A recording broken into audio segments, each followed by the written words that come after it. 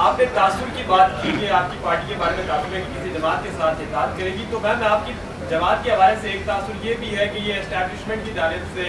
बनाई गई है, क्या ये दुरुस्त है? एस्टैब्लिशमेंट कहते किसे हैं, पहले उसकी डेफिनेशन करें ना, बताएं ना एस्टैब्लिशमेंट किसको कहते हैं, कौन होता है एस्टैब्लिशमेंट, कौन होती है? हाँ हाँ, ताकतवर तो आप भी हैं, मैं भी हूँ, आजमाई का आजमा लो। मतलब बताओ ना किसको एस्टैब्लिशमेंट कहते बेटे, बात मेरी, मैं आपके लिए आसानी पैदा कर देती हूँ। देखें, मैं आसानी पैदा कर देती हूँ। एस्टैब्लिशमेंट जो होती है वो उसको हलफ उठाता है वो इस मुल्क के साथ वफादार रहने का, इस मुल्क की कौमी सलामती की ज़मानत दी जाती है, और कोई भी जब वहाँ से जिसको आप कह रहे हैं पास आउट होकर बाहर निकलता है तो वो जो यूनिफॉर्म पहनता है, यूनिफॉर्म आप सब बाकी इदारे भी पहनते हैं, जो सरकारी नौकरी करते हैं सरकारी नौकरी की तनख्वाह लेते हैं। कोई भी ऐसा शख्स नहीं है जो सरकारी नौकरी करे तो उसको तनख्वाह ना मिले, लेकिन जिसको आप एस्टैब्लिशमेंट कह रहे हैं वो जब यूनिफॉर्म पहनते हैं तो ये वाहिद वो अदारा है जो अपनी जान देने की, सबसे पहले इस कौम पे, इस मुल्क पे जान निछावर करने की कसम उठाता है, और वो जान निछावर भी करता है जो सबसे कीमती चीज़ है। लिहाजा सिर्फ ये शौकिया फनकारी करके, सिर्फ अपने दिल की तस्कीन के लिए इल्ज़ाम तराशियाँ करके उन्हें सियासत में घसीटना जो है ये बेवकूफ़ों की सोच है। इसकी मैं सख्ती से तरदीद करती हूँ कि कोई जमात कोई एस्टैब्लिशमेंट के कंधों से वजूद में आती है। एस्टैब्लिशमेंट का रोल इस मुल्क के अंदर आपके प्यारे पाकिस्तान के नज़रियाती और जोग्राफियाई सरहदों की हिफाजत करके उनका अमीन बनना है, और अगर नज़रियाती सरहदों पे कोई गठजोड़ से, ब्लैकमेलिंग से, पस पर्दा, सरेआम, छुप के, खुफिया किसी तरह भी वार करता है तो उस एस्टैब्लिशमेंट के हाथों में इतनी ताकत है अवाम की दी हुई कि वो उन ग्रोहों को, उन चेहरों को, उसके आकाओं को और उनके साथ जुड़े जो जत्थे हैं उनको बेनकाब करके उनके चेहरों से वो हकीकी जो पीछे छुपे चेहरे हैं और फ्रंट पे कोई और चेहरे हैं उनके निकाब उतार के दुनिया के सामने लाना और उनको उनके अंजाम तक पहुंचाना। ये तो हुब्बुल वतनी है, ये तो पाकिस्तान की उस मट्टी का कर्जा है जो अगर एस्टैब्लिशमेंट ये कर रही है तो ये तो वो पाकिस्तान का कर्ज अदा कर रही है। तो ये सियासत के अंदर किसी जमात के साथ उनका नथी करके किसी बयानिए को चलाना, ये मैं समझती हूँ कि उनके फ़राइज़ की तौहीन है, क्योंकि पाकिस्तान इस वक्त जिन हालात से गुज़र रहा है, सियासत और रियासत दोनों के तहफ़्फ़ुज़ को यकीनी बनाना होगा।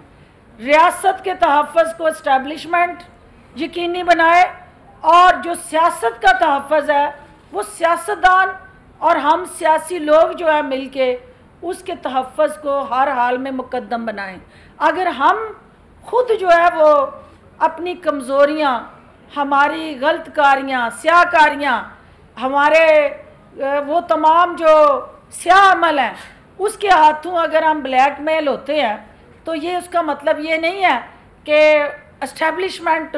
किसी उस एजेंडे के लिए आपको प्रमोट कर रही होती है या सपोर्ट कर रही होती है। हर शख्स अपनी स्याहकारी का खुद ज़िम्मेदार है और उस ज़िम्मेदार का जवाब उसने देना है, और फिर उसके बाद उस पाकिस्तान के साथ अगर वो स्याहकारी जुड़ जाती है, पाकिस्तान के मफाद को नुकसान पहुँचाती है, पाकिस्तान को कमज़ोर करती है, आपकी नज़रियाती और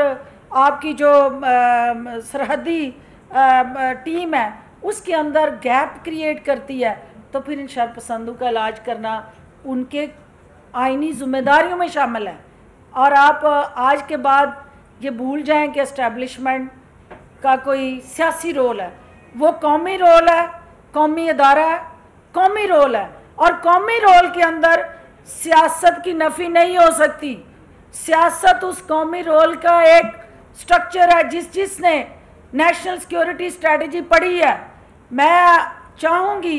रज़ा से ये कहूँगी कि नेशनल प्रेस क्लब समेत जितने भी हमारे जर्नलिस्ट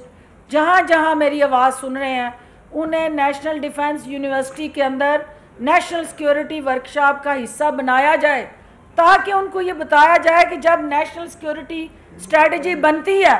तो वो नेशनल सिक्योरिटी स्ट्रेटजी के जो पिलर्स होते हैं, जो उसके पैरामीटर्स हैं, वो क्या है। उसमें पॉलिटिक्स नेशनल सिक्योरिटी स्ट्रेटजी का अहम तरीन पिलर है, जिसको आप नज़रअंदाज नहीं कर सकते। ऐसे दिल फरेब नारे नथी हुए उन मैनिफेस्टोस के साथ नज़र आएंगे, लेकिन जो रियलिस्टिक स्ट्रेटजी है, जितनी मर्जी आपकी कंप्रीहेंसिव, ल्यूक्रेटिव, अट्रैक्टिव पॉलिसी बन जाए, जब तक उस पॉलिसी के साथ आपकी इम्प्लीमेंटेशन स्ट्रेटजी नहीं होती, उस पॉलिसी का निचली सतह पे कोई तासुर या कोई किसी किस्म का रिज़ल्ट देखने को नहीं मिलता। और यही वजह है कि 76 साल से पाकिस्तान में हमने एक दूसरे के गिरेबान